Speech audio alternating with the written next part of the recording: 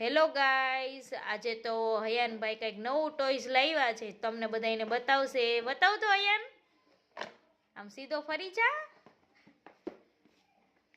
આ શું છે હયાન? Bubble guns. એવું બતાવ, હાલ ખોલ, બધાને બતાવ તો. બતાવ કેમ છે. હા હા, પછી લિક્વિડ વાળું છે ને અંદર.